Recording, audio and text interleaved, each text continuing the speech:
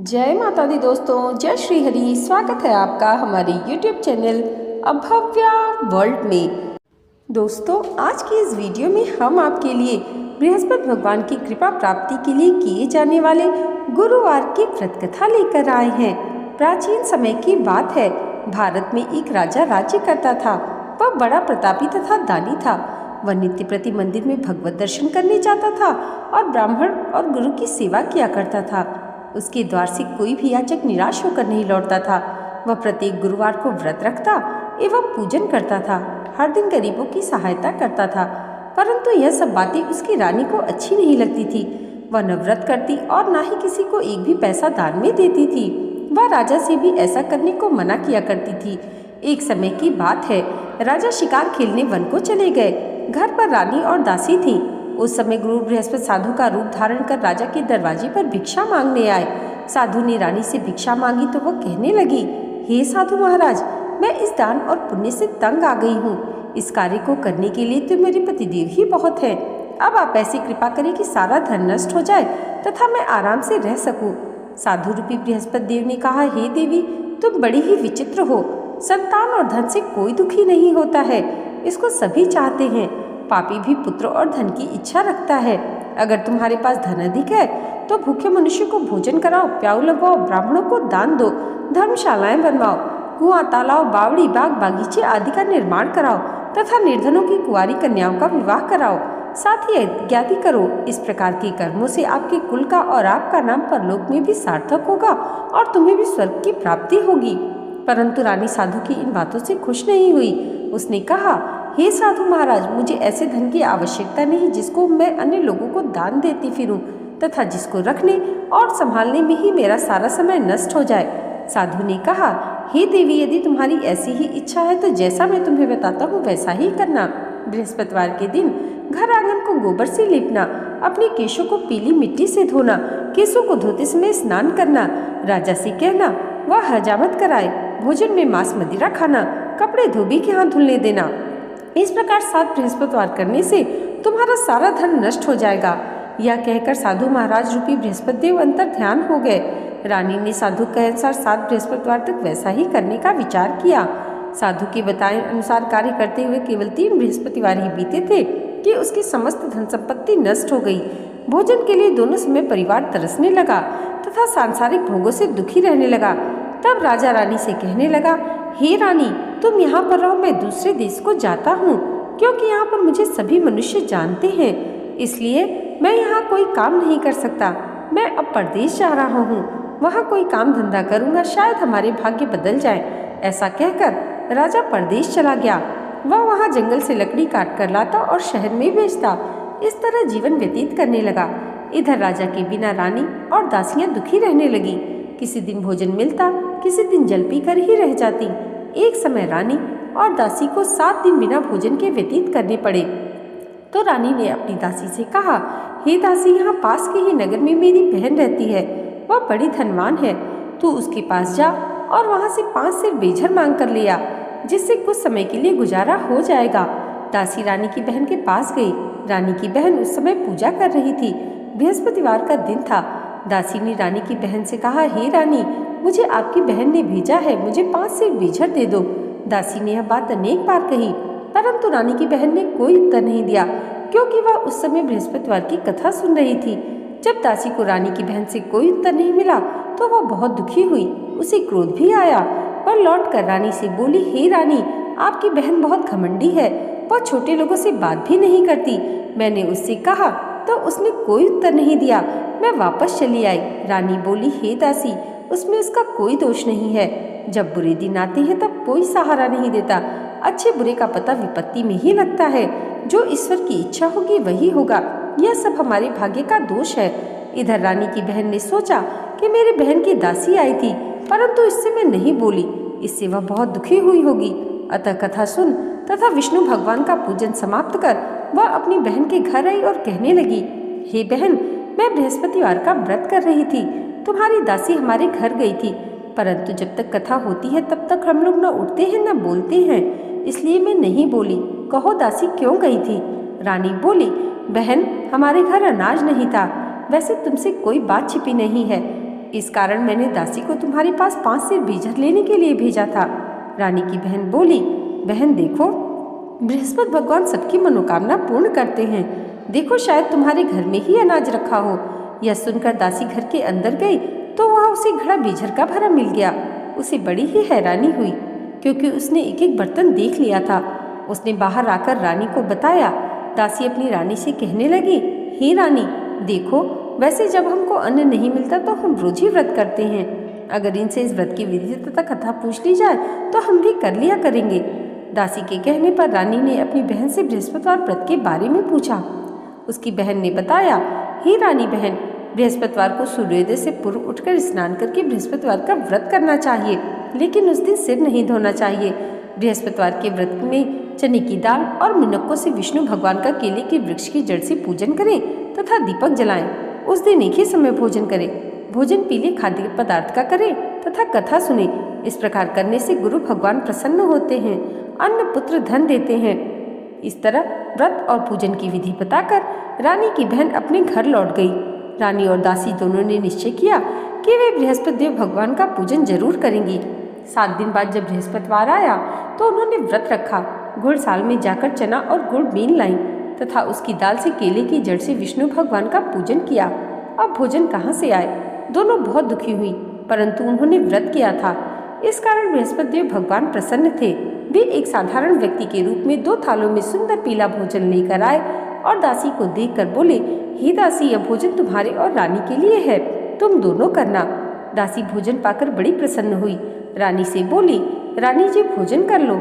रानी को भोजन के आने के बारे में कुछ पता नहीं था, इसलिए वह दासी से बोली, जा तू ही भोजन कर, क्योंकि तू हमारी व्यर्थ में हंसी उड़ाती है। दासी बोली, एक व्यक्ति अभी भोजन दे गया है। रानी कहने लगी, वह भोजन तेरे लिए दे गया है, तू ही भोजन कर। दासी ने कहा, वह व्यक्ति हम दोनों के लिए 2 थालों में भोजन दे गया है, इसलिए मैं और आप दोनों साथ साथ भोजन करेंगे। फिर दोनों ने गुरु भगवान को नमस्कार कर भोजन प्रारंभ किया। उसके बाद से वे प्रत्येक बृहस्पतिवार को गुरु भगवान का व्रत और पूजन करने लगी। बृहस्पति भगवान की कृपा से उनके पास धन हो गया, परंतु रानी फिर पहले की तरह आलस्य करने लगी। तब दासी बोली, देखो रानी, तुम पहले भी इस प्रकार आलस्य करती थी, तुम्हें धन के रखने में कष्ट होता था, इस कारण सभी धन नष्ट हो गया। अब गुरु भगवान की कृपा से धन मिला है तो तुम्हें फिर आलस्य होता है। बड़ी मुसीबतों के बाद हमने यह धन पाया है, इसलिए हमें दान पुण्य करना चाहिए। तुम भूखे मनुष्य को भोजन कराओ, प्याऊ लगवाओ, ब्राह्मणों को दान दो, कुआं, तालाब, बावड़ी आदि का निर्माण कराओ, मंदिर पाठशालाएं बनाकर दान दो, कुंवारी कन्याओं का विवाह कराओ, धन को शुभ कार्यों में खर्च करो, जिससे तुम्हारे कुल का यश बढ़े और स्वर्ग की प्राप्ति हो और पितृ भी प्रसन्न हो। दासी की बात मानकर रानी ने इस प्रकार के कर्म करने प्रारंभ किए, जिससे उसका काफी यश फैलने लगा। एक दिन रानी और दासी आपस में विचार करने लगी, न जाने राजा किस दशा में होंगे, उनकी कोई खोज खबर नहीं है। गुरु भगवान से उन्होंने प्रार्थना की और भगवान ने रात्रि में राजा को स्वप्न में कहा, हे राजा, उठ, तेरी रानी तुझको याद करती है, अब अपने देश को लौट जा। राजा प्रातःकाल उठकर जंगल से लकड़ियां काटकर लाने के लिए जंगल की ओर चल पड़ा। जंगल से गुजरते हुए सोचने लगा, रानी की गलती से कितने दुख भोगने पड़े।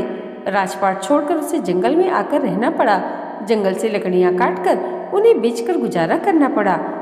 उसी समय उस जंगल में बृहस्पति देव एक साधु का रूप धारण कर राजा के पास आकर बोले, हे लकड़हारे, तुम इस सुनसान जंगल में किस चिंता में बैठे हो, मुझे बतलाओ। यह सुन राजा के नेत्रों में जल भरा और साधु की वंदना कर बोला, हे प्रभु, आप सब कुछ जानने वाले हैं। इतना कहकर राजा ने साधु को अपनी संपूर्ण कहानी सुना दी। महात्मा तो स्वभाव से ही दयालु होते हैं। वे राजा से बोले, हे राजा, तुम्हारी पत्नी ने बृहस्पति देव के प्रति अपराध किया था, जिस कारण तुम्हारी यह दशा हुई है, लेकिन तुम अब चिंता मत करो, भगवान तुम्हें पहले से अधिक धन देंगे। देखो, तुम्हारी पत्नी ने बृहस्पतिवार का व्रत करना प्रारंभ कर दिया है। अब तुम भी बृहस्पतिवार का व्रत करके चने की दाल व गुड़ और जल को लोटे में डालकर केले के पत्ते से भगवान विष्णु का पूजन करो, फिर कथा कहो या सुनो, भगवान तुम्हारी सब कामनाओं को पूर्ण करेंगे। साधु को प्रसन्न देखकर राजा बोला, हे प्रभु, मुझे लकड़ी बेचकर इतना पैसा भी नहीं बचता जिससे भोजन करने के उपरांत मैं कुछ बचा सकूं। मैंने रात्रि में अपनी रानी को व्याकुल देखा है। मेरे पास कोई साधन नहीं जिससे समाचार जान सकूं। फिर मैं बृहस्पतिवार की कौन सी कहानी कहूँ या सुनूं, मुझको तो कुछ भी मालूम नहीं है। साधु ने कहा, हे राजा, तुम किसी बात की चिंता मत करो। बृहस्पतिवार के दिन तुम रोजाना की तरह लकड़ियां लेकर शहर में जाओ जिससे तुम्हें रोज से दुगना धन प्राप्त होगा, जिससे तुम भली भांति भोजन कर लोगे तथा बृहस्पति देव की पूजा का सामान भी आ जाएगा। बृहस्पति देव की कथा इस प्रकार है। प्राचीन काल में एक बहुत ही निर्धन ब्राह्मण रहता था। उसके कोई संतान नहीं थी। वह नित्य पूजा पाठ करता, परंतु उसकी स्त्री बहुत मलिनता के साथ रहती थी।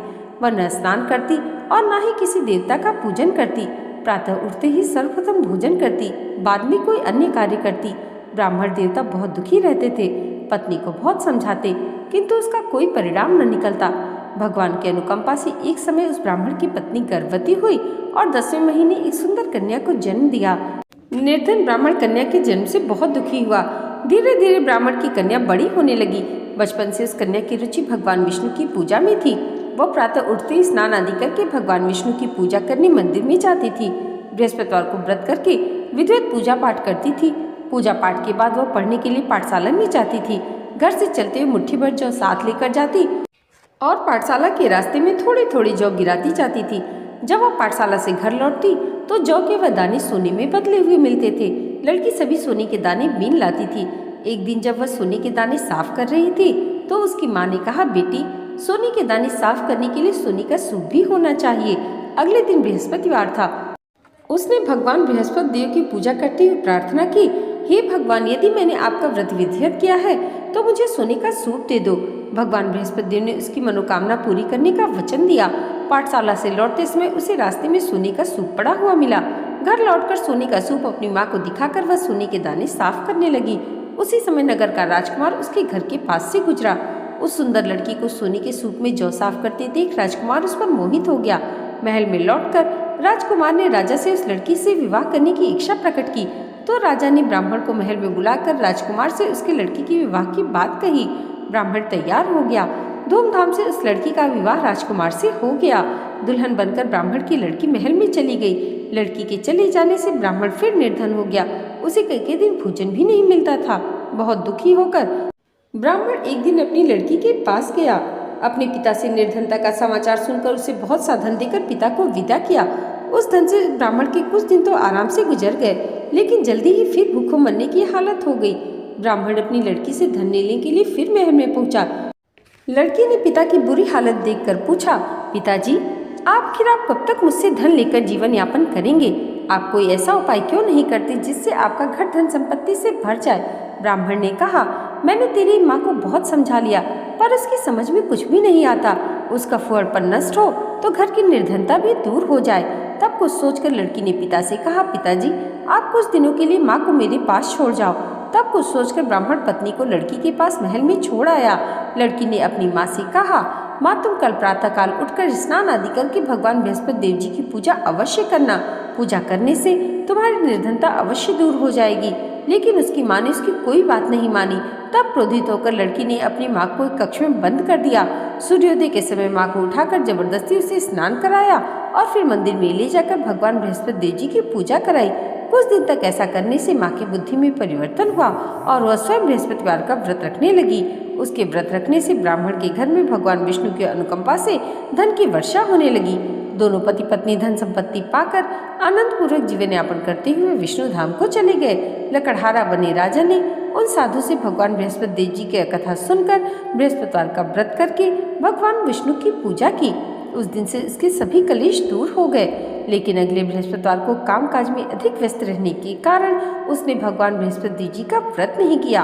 भगवान बृहस्पति देव लकड़हारे से क्रोधित हो गए और उसे उस भूल की सजा दी। उस दिन नगर के राजा ने नगर में घोषणा करके सबको सूचित किया, प्रत्येक नागरिक मेरे महल में भोजन करने आए। जो नहीं आएगा उसे अपराधी मानकर दंड दिया जाएगा। लकड़हारा बने राजा ने ऊसर नगर के राजा की घोषणा तो सुनी, लेकिन जंगल से लकड़ी काट कर लाने और उन्हें बेचने में देर हो जाने के कारण वह समय पर महल में भोजन करने नहीं जा सका। अतः राजा के सैनिक लकड़हारे को पकड़कर महल में ले गए। राजा ने उसे महल के कक्ष में बिठाकर भोजन कराया। उस कक्ष में एक खूंटी पर रानी का सोने का हार लटका हुआ था। लकड़हारा अकेला उस कक्ष में भोजन कर रहा था। तभी उसने एक आश्चर्यजनक घटना घटती देखी। देखते ही देखते खूंटी हार को निगल गई। थोड़ी देर के बाद राजा ने हार को गायब देखा तो लकड़हारे को कारावास भी डलवा दिया। लकड़हारा मन ही मन अपने भाग्य को कोसने लगा। तभी उसे जंगल में मिले साधु का स्मरण हो आया। थोड़ी देर में भगवान बृहस्पति देव सन्यासी के रूप में उसके सामने प्रकट हुए और कहा, हे लकड़हारे, तूने भगवान बृहस्पति देव जी की पूजा नहीं की, इस कारण तुम्हें कष्ट हुआ है। लेकिन अब चिंता मत करो, बृहस्पतिवार के दिन कारागार के दरवाजे पर तुम्हें कुछ पैसे पड़े हुए मिलेंगे। उन पैसों से भगवान बृहस्पति देव जी का व्रत करके उनकी पूजा करोगे तो तुम्हारे सब दुख नष्ट हो जाएंगे। बृहस्पतिवार के दिन दरवाजे पर पड़े मिले पैसों से चने और गुड़ मंगाकर लकड़हारे ने बृहस्पतिवार की कथा कही तो भगवान बृहस्पति देव ने प्रसन्न होकर उस नगर के राजा को स्वप्न में लकड़हारे को कारागार से मुक्त करने को कहा। सुबह राजा ने अपने कक्ष में आकर देखा तो खुंटी पर रानी का हाथ टंगा हुआ था। राजा ने लकड़हारे को मुक्त कर दिया और उसे बहुत सा धन आभूषण देकर विदा किया। लकड़हारा बना राजा उस नगर से चलकर अपने नगर में पहुंचा तो उस नगर में कुएं, धर्मशालाएं, बाग बागीचे देखकर बहुत प्रसन्न हुआ। राजा ने किसी से पूछा, ये कुएं, धर्मशालाएं किसने बनवाई हैं? सबने कहा, ये सब रानी और दासी ने बनवाए हैं। राजा महल में पहुंचा तो रानी ने उसका भव्य स्वागत किया। तब राजा ने निश्चय किया कि सप्ताह में एक बार तो सभी बृहस्पति देव जी का व्रत तथा पूजन करते हैं, परंतु मैं प्रतिदिन व्रत किया करूंगा तथा दिन में 3 बार कथा कहा करूंगा। अब राजा हर समय दुसाले में चने की दाल बांधे रहता तथा दिन में 3 बार कथा कहता। कुछ दिनों के बाद राजा को अपनी बहन की याद आई। एक दिन घोड़े पर सवार होकर राजा अपनी बहन से मिलने चल दिया। अभी राजा नगर के बाहर पहुंचा ही था कि उसने कुछ लोगों को एक शव को ले जाते हुए देखा। राजा को स्मरण हो आया कि आज उसने किसी को बृहस्पतिवार की व्रत कथा नहीं सुनाई है। राजा ने उन लोगों को रोककर कहा, भाइयों, आप शव को ले जाने से पहले मुझसे बृहस्पतिवार की कथा सुन लें। लोगों ने राजा पर क्रोधित होते हुए कहा, तुम पागल तो नहीं हो? लेकिन कुछ बड़े बूढ़े लोगों ने कहा, अच्छा भाई, साथ में चलते चलते तुम अपनी कथा भी सुना लो। राजा ने चलते हुए आधी कथा ही सुनाई थी कि शव हिलने लगा। राजा की पूरी कथा सुनाते ही शव उठकर बैठ गया। लोगों ने हैरानी से दांतों तले उंगली दबाई और अगले बृहस्पतिवार से भगवान बृहस्पति देव जी का व्रत करने तथा कथा सुनने का निश्चय कर लिया। अब घोड़े पर सवार राजा चलते हुए किसान के पास पहुंचा। किसान अपने खेत में हल चला रहा था। राजा ने कहा, अरे भाई, मुझसे बृहस्पतिवार की कथा सुन लो। किसान झुंझला कर बोला, अरे भाई, देख नहीं रहे, जितनी देर में तुम्हारी कथा सुनूंगा उतनी देर में तो पूरे खेत में हल चला लूंगा। राजा निराश होकर चलने लगा। तभी किसान के बैल लड़खड़ाकर जमीन पर जा गिरे। किसान के पेट में जोरों का दर्द होने लगा। उस किसान की पत्नी जब खाना लेकर आई तो उसने किसान से इस बारे में पूछा। किसान ने घुड़सवार की पूरी कहानी सुनाई। किसान की पत्नी दौड़ती हुई राजा के पास पहुंचकर हाथ जोड़कर बोली, भैया, मैं तुम्हारी कथा सुनने को तैयार हूँ। राजा ने उसके साथ खेत पर पहुंचकर बृहस्पतिवार की कथा सुनाई। तभी बैल उठकर खड़े हो गए। किसान के पेट का दर्द तुरंत ठीक हो गया। राजा अपनी बहन के घर पहुंचा तो उसकी बहुत आवभगत हुई। अगले दिन सुबह उठकर राजा ने देखा घर के सभी लोग भोजन कर रहे हैं। किसी भूखे को बृहस्पतिवार की कथा सुनाए बिना राजा भोजन नहीं करता था। उसने बहन से कहा, बहन, क्या घर में कोई ऐसा व्यक्ति नहीं जिसने अभी तक भोजन नहीं किया हो? उसकी बहन बोली, भैया, हमारे घर में तो क्या आपको पूरे नगर में कोई ऐसा व्यक्ति नहीं मिलेगा जिसने सुबह सुबह भोजन नहीं किया हो। तब राजा ने अपनी बहन के घर से निकलकर उस नगर में बिना भोजन किए व्यक्ति की तलाश की। एक गडेरिये के घर में उसका बेटा बीमार होने के कारण भूखा रह गया था। राजा ने उसको जाकर बृहस्पतिवार की कथा सुनाई। कथा सुनते सुनते गडेरिये का बीमार बेटा बिल्कुल ठीक हो गया। सबने राजा की बहुत प्रशंसा की। एक दिन राजा ने अपनी बहन से कहा, बहन, अब हम अपने घर जाना चाहते हैं, तुम भी हमारे साथ चलो, कुछ दिन वहां रहकर लौट आना। राजा की बहन ने अपनी सास से पूछा तो सास ने ताने देते हुए कहा, बहू, मायके जाना है तो अकेली जाना, मेरे पोतों को नहीं ले जाना। तुम्हारे भाई के कोई संतान नहीं है, कहीं तुम्हारी भाभी मेरे पोतों पर जादू टोना न कर दे। दूसरे कक्ष में बहन की सास की बातें सुनकर राजा दुखी मन से अकेला ही अपने नगर को लौट गया। रानी ने राजा से कहा, आप तो अपनी बहन को साथ में लाने की बात कह कर गए थे, फिर बहन को साथ क्यों नहीं लाए? तब राजा ने दुखी होते हुए कहा, रानी, हम निसंतान हैं, इसलिए कोई हमारे घर आना पसंद नहीं करता। रानी ने राजा को समझाया, हे प्राणनाथ, हमें बृहस्पति देव ने सब कुछ दिया है, अब भगवान बृहस्पति देव हमें संतान भी अवश्य देंगे। बृहस्पतिवार को विधिवत व्रत करते हुए राजा रानी ने भगवान बृहस्पति देव से संतान के लिए प्रार्थना की। कुछ दिनों के बाद उन्होंने स्वप्न में दर्शन देते हुए कहा, हे राजा, तेरी मनोकामना अवश्य पूरी होगी। 1 सप्ताह बाद ही रानी गर्भवती हो गई। 10वें महीने रानी ने एक सुंदर पुत्र को जन्म दिया। राजा रानी जीवन पर्यंत बृहस्पतिवार का व्रत करते रहे। उनके घर में धन की वर्षा होती रही।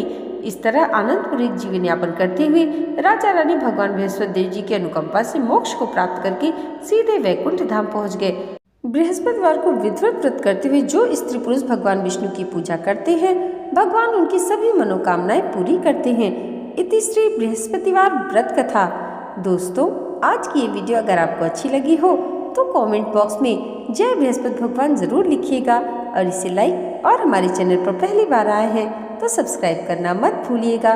भगवान श्री हरि की कृपा आप सबके जीवन पर सदैव ऐसे ही बनी रहे, इसी मंगल कामना के साथ मिलते हैं अगले वीडियो में। तब तक के लिए जय माता दी, जय श्री हरि।